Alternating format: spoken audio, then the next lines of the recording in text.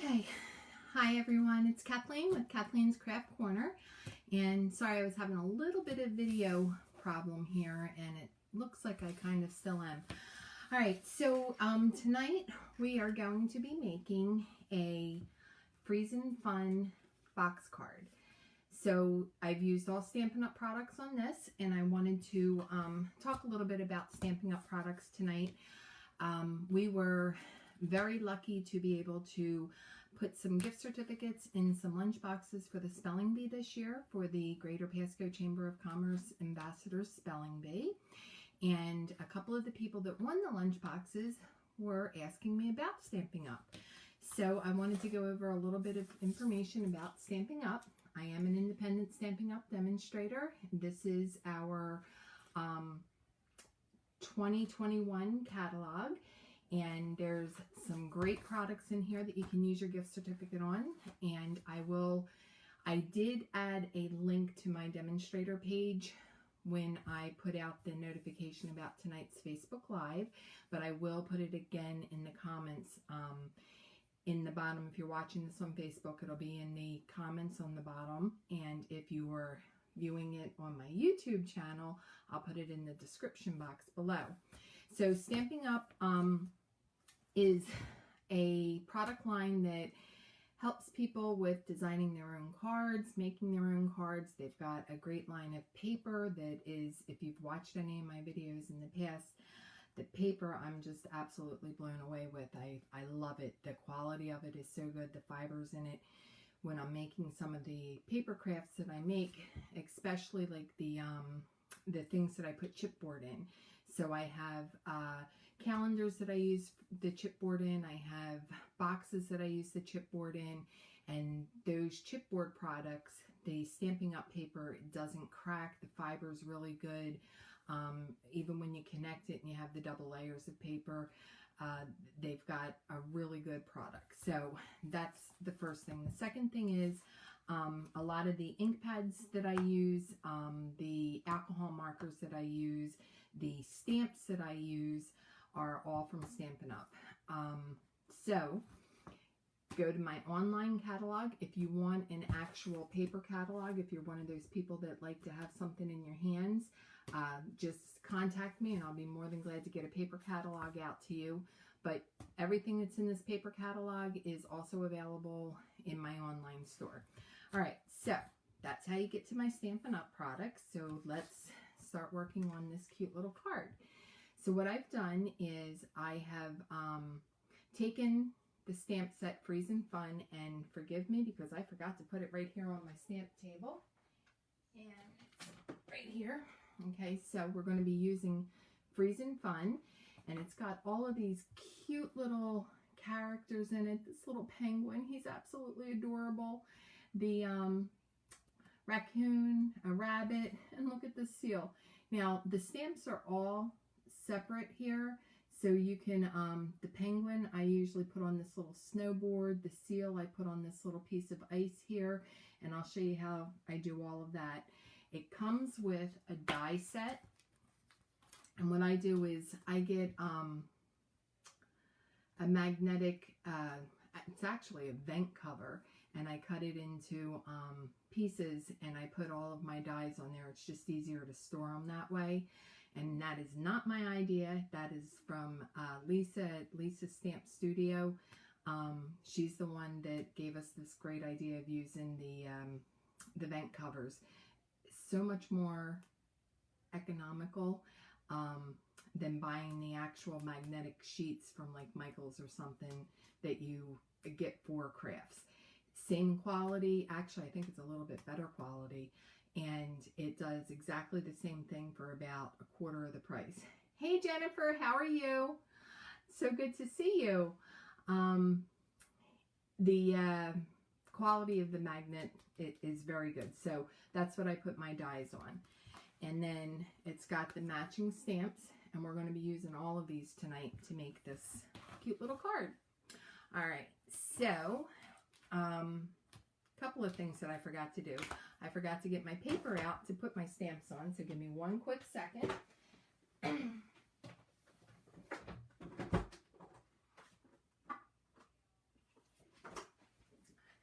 All right, so for the stamping, whenever I'm going to do any stamping that I use the alcohol markers on, I like to use the thicker Whisper White paper, and it's not that it's better, it's just better for this. So I use the Whisper White, the thick Whisper White paper, and let me just see here. Oh. And I like to get the stamps put on the paper first. Now I'm going to turn the camera down so you're not going to see me. You're going to see my my craft table, and we're going to get working on this. All right, so bear with me. All right. Okay, so straighten myself out here. I didn't realize you were going to just see my chest area there.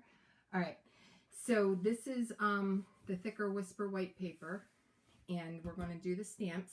So we've got our stamp set Freez'n Fun here, and I'm going to use one of each of the characters. So I'm going to start with the raccoon, and I'm going to get him stamped on here. And I'm using my Tuxedo Black Memento ink.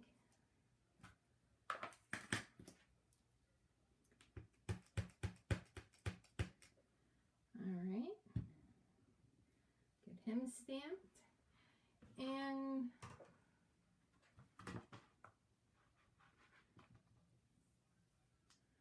let's see here. Let's get the rabbit. And these are acrylic blocks. These are also from Stampin' Up. So what you do is you take your stamp and you're just going to put it on your acrylic block. And I've got a bunch of them, so you'll see me putting them on and off. All right, and then you just get your ink on there and stamp straight down. All right, let's get our little penguin here.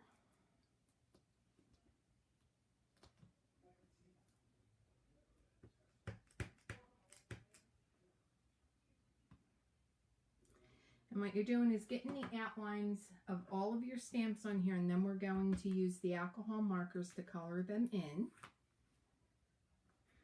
He's one of my favorites, this little seal. He's just so cute. All right. And then I also want the snowboard, and I want this little piece of ice. So I'm going to do them at the same time. All right, and then there's this cute little stack of snowballs, and I just thought they were so cute. I thought I'd throw them on there too. And the reason I'm looking at it is if you don't stamp straight down. Hey April, how are you? Suzanne, hi, how's everyone doing? All right, so if you don't press the stamp straight down on your ink pad, sometimes what you'll do is get some ink on this edge here, and that's called haloing. So when you press down on your paper, you're going to get a little halo around it. So the reason after I tap it on my ink pad, I'm going to tap it on the ink pad, and then I usually look just to make sure that I don't have any ink on the edges there. All right. Now I've been talking for a little bit now. One of the secrets is so that this doesn't dry completely before you put it on there. If you've done it and then you get a little bit distracted like talking the way I am, you huff on it. All right, and let's see, did that actually work? See? So it came out just like if I would have gotten it fresh off the ink pad. All right, now I'm just going to move these blocks out of the way. I'm cleaning them off on the side here, and I'm moving them out of the way. And the reason you clean them off as soon as you use them is you don't want that pigment sticking to the rubber part of the stamps. So I try to clean them as quickly as I use them so that they don't stain my the rubber padding for your stamp. All right, so we've got all of these on here, and I'm going to cover my ink now because anybody that knows me knows that I am accident prone. I have stuck my hand on top of the ink as I'm going to do something, and I go to do something, so I don't want to get ink all over myself. So I'm going to put my lid on there, and we're going to do the alcohol markers. Now, oh, I did forget to do my trees. I want to put a couple of trees on the background here. See here where I've got my trees, and that's one of the stamps. So let me get my ink back out. I think I'm going to do, oh, look, ink already. Get that wiped off. I think I'm going to do 3, but I'm going to do 4 just in case I change my mind. You know, woman's prerogative. There's 3. All right, there's 4. Okay, got that cleaned off. Cover this back up because we don't want any more ink on me. All right, so now we're going to use the alcohol markers to color this. Now, I've seen a couple of different techniques as far as using the alcohol markers. With Stampin' Up, this is what I absolutely love about their alcohol markers. When you purchase them, you get a dark and a light, okay? And for the new stampers that are thinking of getting into the alcohol markers, yes, alcohol markers are expensive. There are sets out there that you can pay hundreds of dollars for. I recommend when you get an ink pad of some type of color you like, get your markers with it. Don't try to hurry up and get everything at once. Pick out, if you're going to pick out a stamp set, pick out like a couple of colors that you might like, and then get the coordinating markers with it. I've got quite a few. But what I like to do is I just, each time I order something, I get 1 or 2 of the marker sets with it. So the marker sets, like I said, the price on there includes 2, a dark and a light. All right, so what I've seen some people do is they start with the dark and then they blend it down with the light. What I like to do is I start with the light, add the dark, and then I kind of go in again on the blend with the light. So it's a little bit more of a process, but it gives it a really good transition. So that's what is really good about the alcohol markers. There's no bleed marks. So when you're using regular markers, there's that line. The alcohol markers, you get a nice transition. So I'm going to show you what I mean. So I'm hoping that you can see this well enough. I wanted to use my phone because it gave a better, let's see here. The phone gets it down better, but I'm using the iPad because of the way that it does it. All right, so anyway, let's start with the trees, and I'm going to show you what I mean. This is the dark. I want to start with my light, and I lay down a little bit of a base. All right, so we're just going to go in here where the green's going to be for the trees. All right. And I know this is kind of like watching paint dry, well, markers dry, but I really wanted to be able to show you a couple of different things. One, see this where the green went over the line? I'm going to show you how to take the alcohol marker. Oh, I want to give you the right name for this, color lifter, and it actually pulls it out of where it's not supposed to be. And I'm only going to color in 2 of these trees for you right now because I can always go back and add the other 2 trees if I decide to do two more trees on this. So, let's see if you can see it here. All right, see here where I went over the line? I know it's not a lot, but I did go over the line there. So this is what is called a color lifter. So it looks like a white marker, but what it is an alcohol.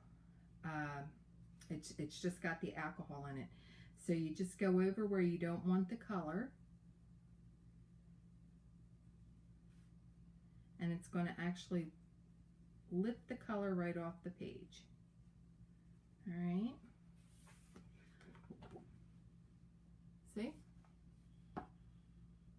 all going there. Oh, sorry. Here's the other one.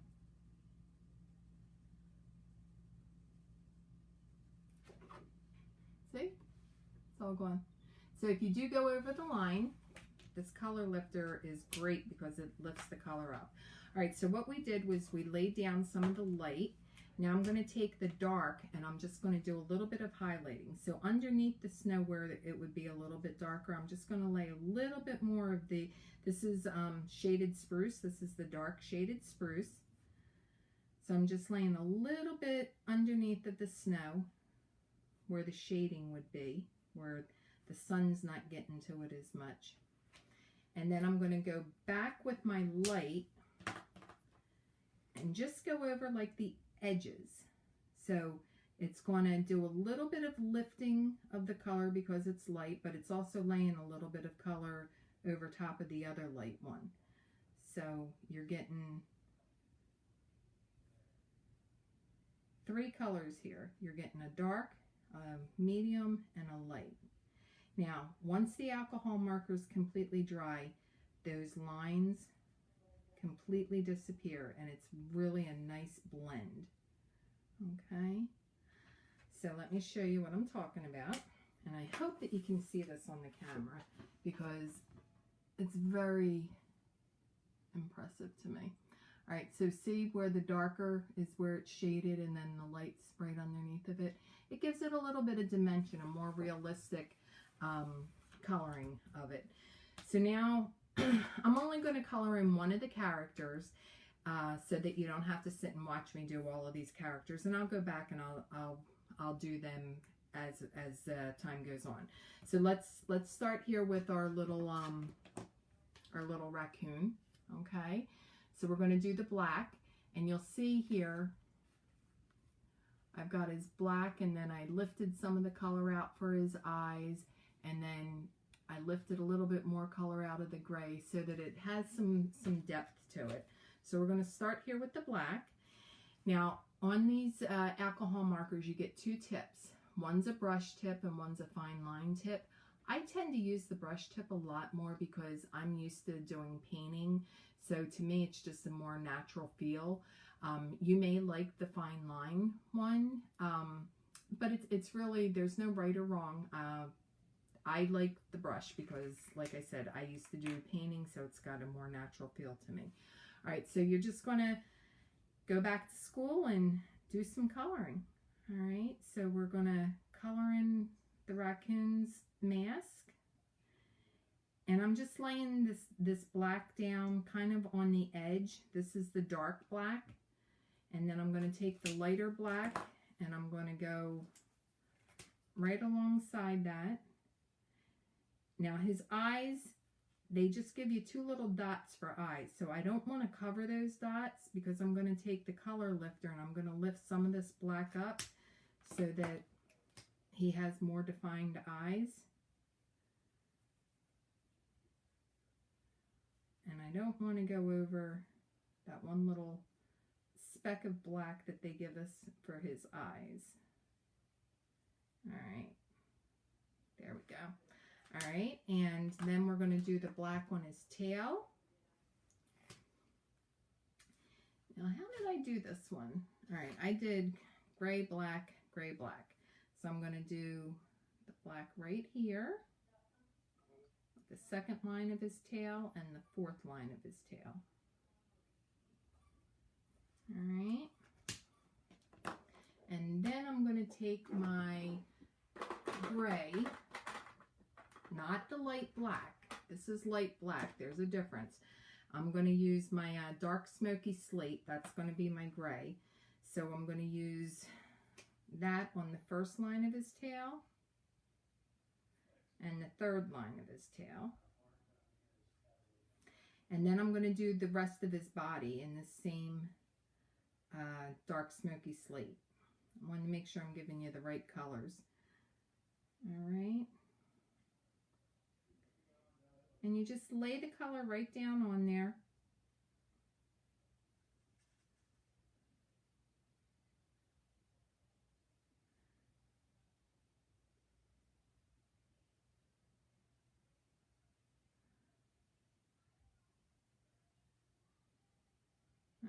and then we're going to take the light smoky slate. And I know that I usually lay the light down before the dark, but for some reason in the body, I got a little bit ahead of myself, and I went ahead and did the dark first. So, like I said, I've seen people do it all different kinds of ways, and it's really just a preference. All right, so after you get your dark laid down, and I'm just going over it with some of the light just to kind of lift and blend that coloring in for him so that he has a little bit of dimension. Let's show you what we did here. All right, and then I'm going to take my Rocco Rose, and I'm going to do the light on the hat. And then we're going to do a scarf the same color, and I'm going to go over it in the light first. And then I'm just going to go around the edges a little bit with the dark so that it's got some shadowing. I'm kind of, because we're working in a small area, I'm kind of just tapping in some of the dark here, and then we're going to go over it with the light again so that we have that blend, that dark light medium blend. And I'm just tiny little dots here. All right, and we're going to take the light and we're just going to smooth that out again so there's no lines. It's got a nice blend. And I'm also, while I've got this light Rocco Rose Rocco, I'm going to go over his little nose, give him a little pink nose, and I'm also going to go on the inside of his ears, give him little pinks in his ears. Show you that.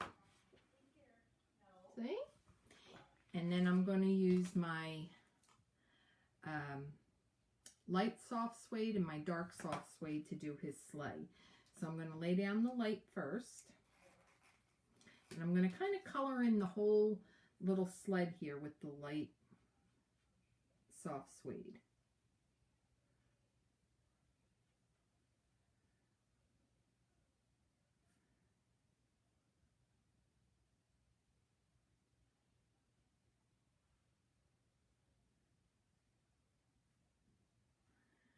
All right, and then we're going to take the dark, and I'm going to kind of do like the edges in the dark, and I'm not going to do, I'm going to make little thin lines because we kind of want this to look a little bit like wood.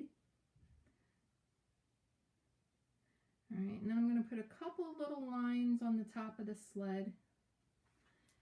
All right, and then we're going to go back with the light soft suede, and I'm going to kind of just a little bit of blending. I don't want to do too much on this because, like I said, I want it to look a little woody, a little bit like wood. All right. Oh, and you know what? I just noticed I missed his arm. I'm just going to take the light. Oh, what did I do? I sure did. I used the light basic black instead of my smoky slate. All right, so I'm going to go over the smoky slate, see if I can't blend it just a little bit so that you can't really tell. Look at that. All right, now I'm going to take my color lifter, and I'm going to go a little bit over the edge because it came off a little bit. And that might actually get cut out when we do the die cutting on it. All right. Actually, that worked very well. That worked really well. And I'm going to show you what I mean. See his arm? It bled way out when I put the extra color of gray on there. But look, they match pretty well. I'm quite happy.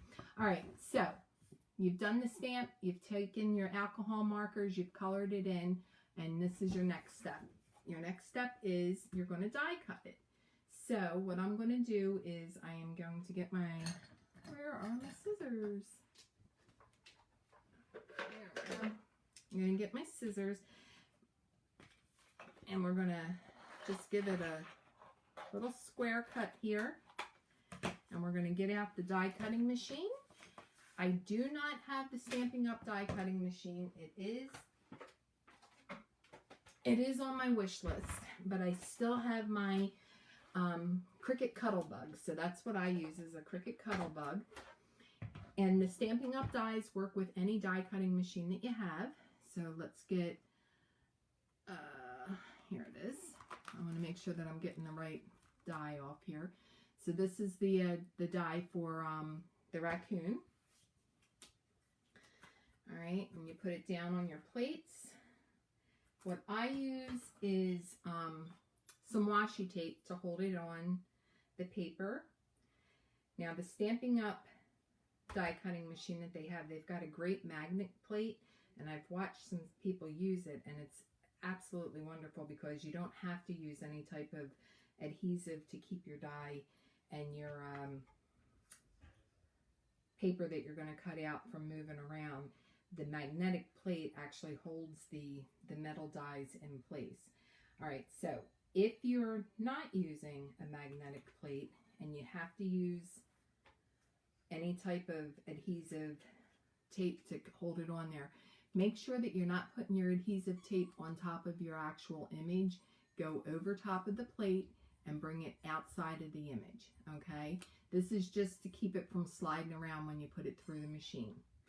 All right, so we've got our die on our image. We've got our plates in, and we're just going to send it right through the die cutting machine. And then I always bring it back out just to have it. You don't have to do it that way.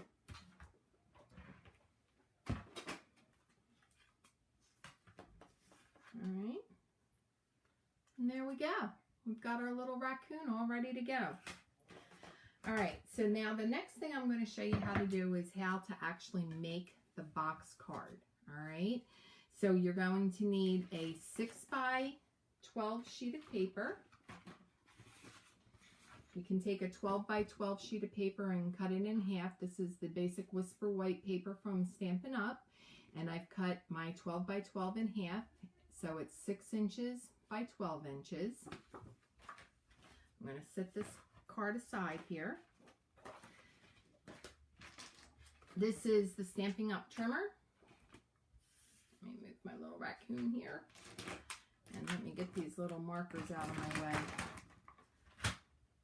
Alright, so this is the Stampin' Up! Trimmer, and what I love about the Stampin' Up! Trimmer is not only is it a trimmer, it's also a scorer.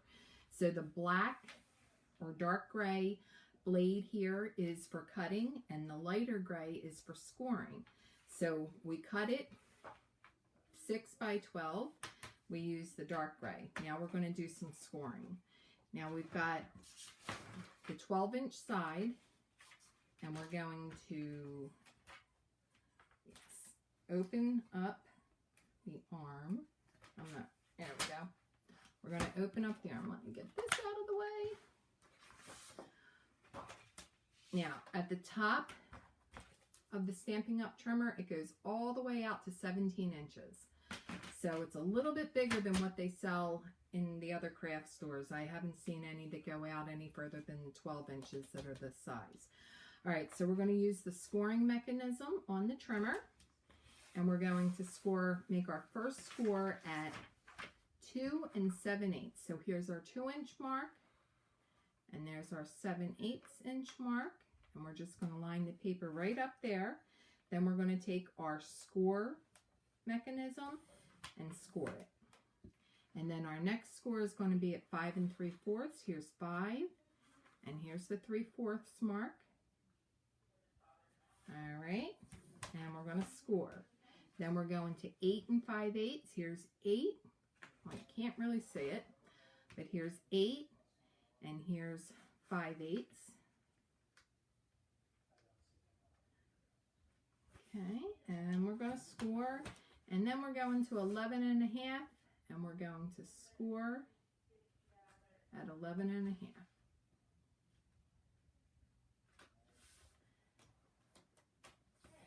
Now, the reason I like the fact that you can score and cut with this is because then you only need one product. You can get a fancy scoreboard, and yes, Stampin' Up sells a scoreboard, and you can get a trimmer and you can use both of them, and I have, but I like the fact that this takes up less room on my craft table, and it's more economical because you only need to buy one product. So here we are. Now we've got our scores on the 12-inch side. Now we're going to score this right in the middle on the 3-inch mark. All right. And we score. And that's it. That's all we need to do as far as the score marks are done. All right, so we're going to take the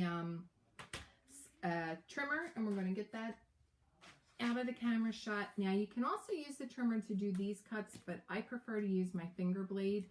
So now what we're going to do is make the cuts so that we can put the box together. So we have, this is what we're going to end up with.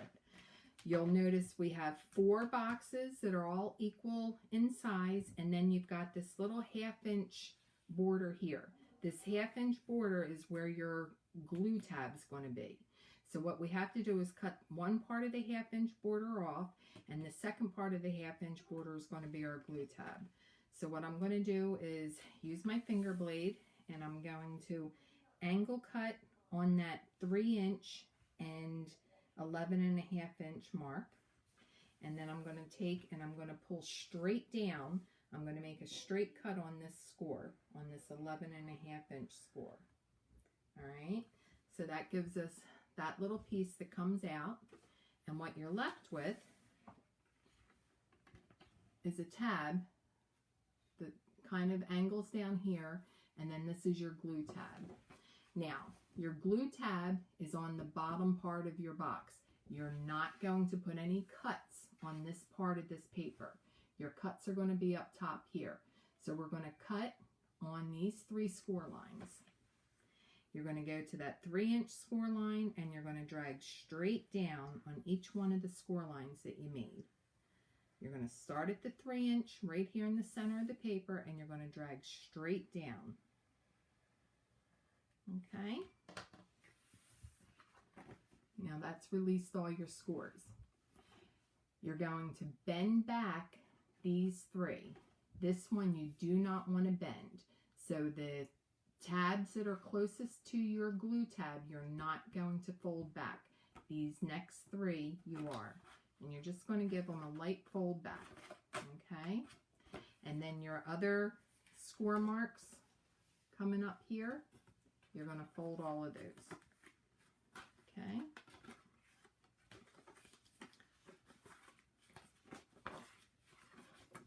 And then we're going to fold back our glue tab.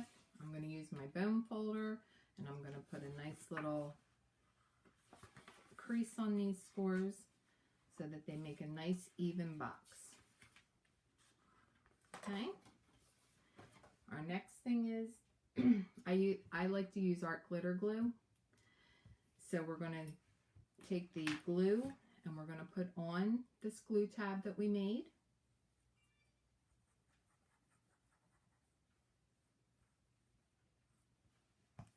And we're going to glue this down.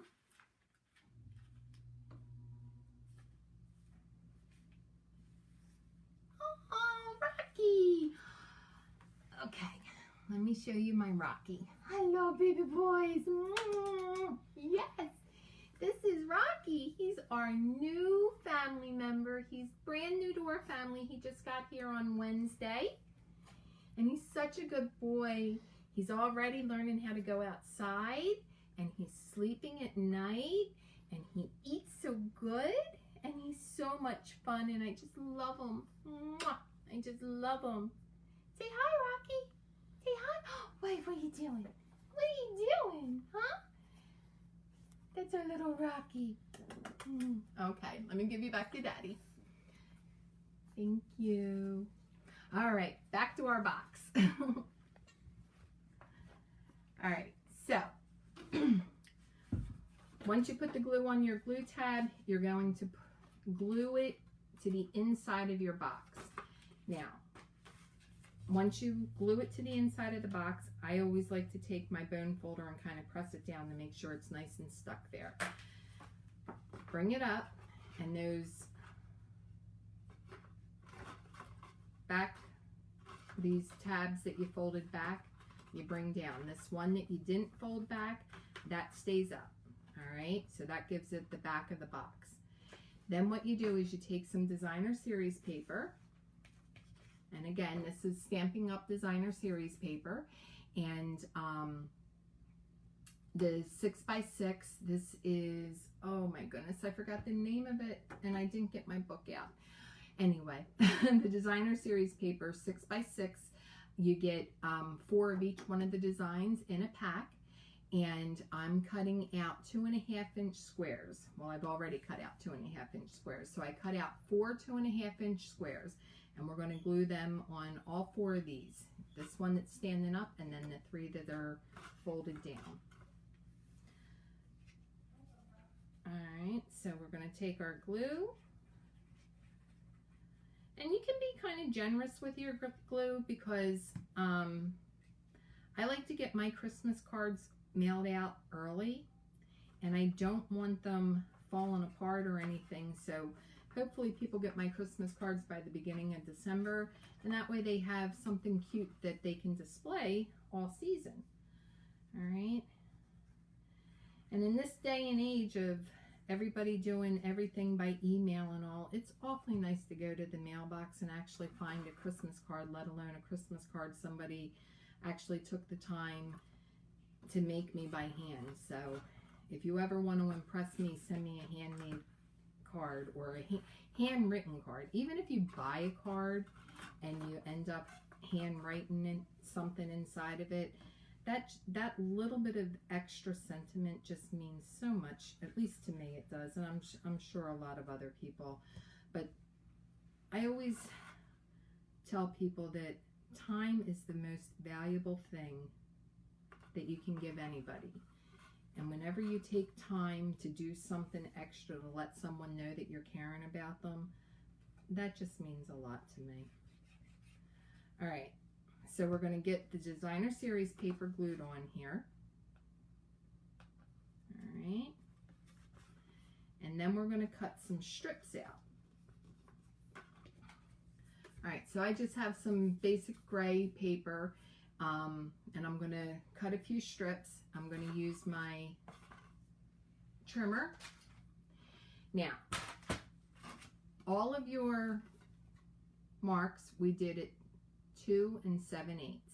So what we're going to do is cut 1/2-inch strips. We need 2 of them, 1/2-inch strips, and you want to make sure that they're at least 3 7/8.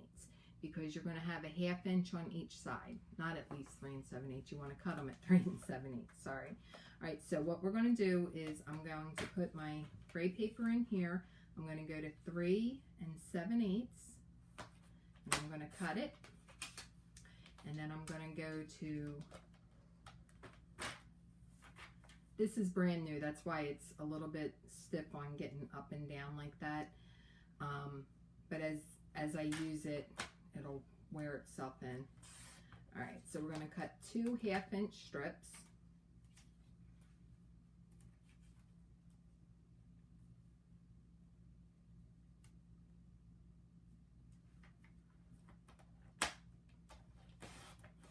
All right.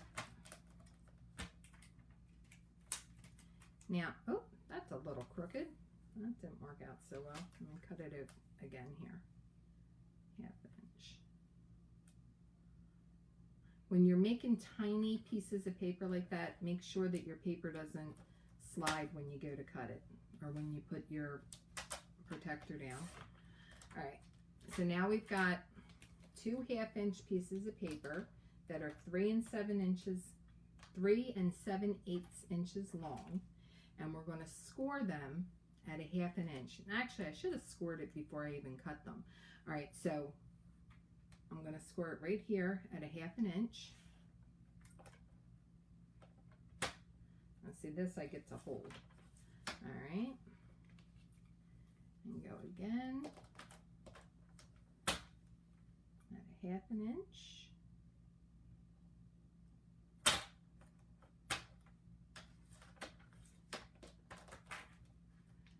All right, same thing with the second one. We're going to score on both sides at a 1/2 inch.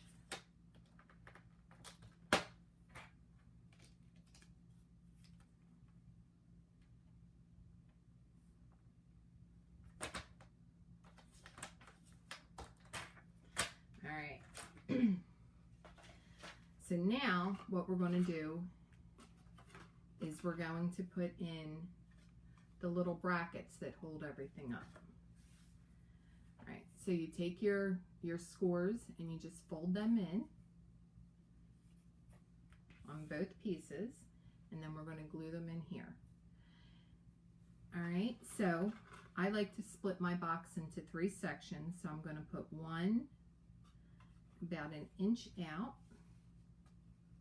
from the back. Just put some glue on the edges, and you're going to take that and place that right in there. I'm going to pinch it down, make sure that that glue gets nice and stuck. Make sure it's nice and even. Trying to work backwards wasn't working, so I'm going to make sure my bracket's on there nice and even. Okay. You see that? All right, so that's the first bracket. Then we're going to put our second bracket on here.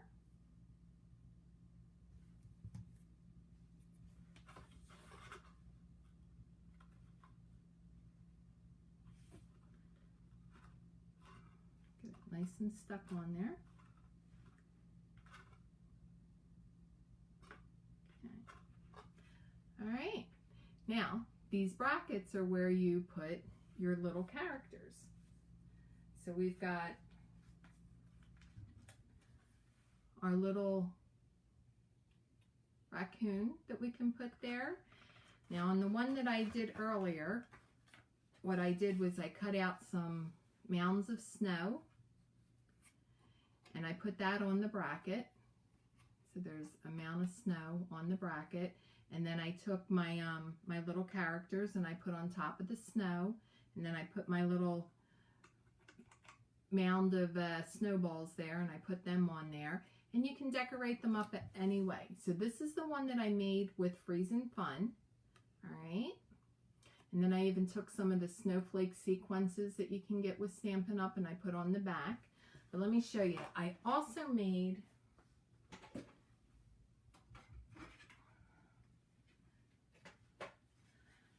one for the springtime using some daisies, and I did the exact same thing. I stamped everything out and I put them on a little box that I made using the brackets on the inside. This one I did 3 brackets.